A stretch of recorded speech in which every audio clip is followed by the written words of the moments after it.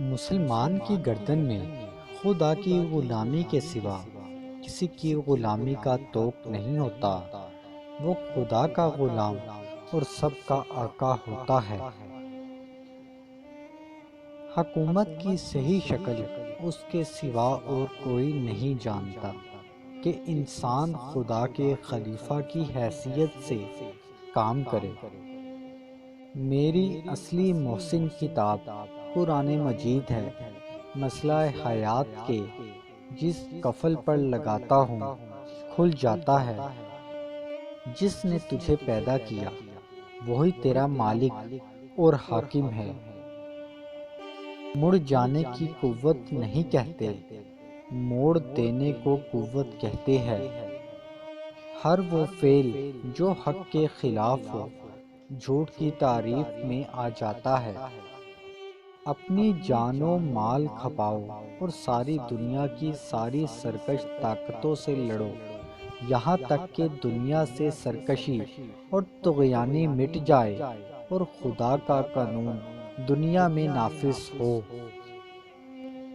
حق کے آگے سر جھکانا اور ناحق کے آگے سر جھکانے پر موت کو ترجیح دینا ایک شریف قوم کا خلاصہ ہونا چاہیے۔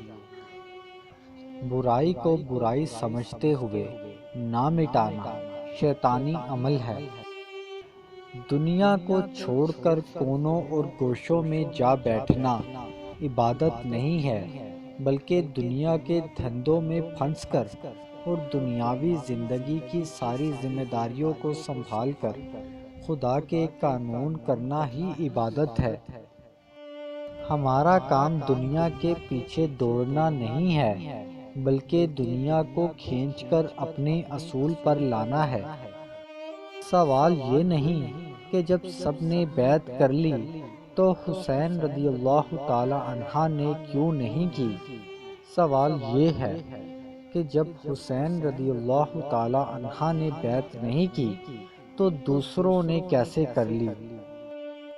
زندگی سے بے تعلق ہو جانے کے بعد عقائد و عبادات کی کوئی اہمیت باقی نہیں رہتی۔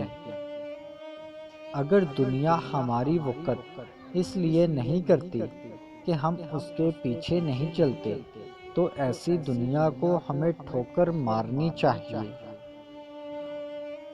ہمیں بہرحال حق کے لیے کام کرنا ہے اور اس راہ میں جو کچھ بھی آئے اس کے لیے ہم تیار ہیں۔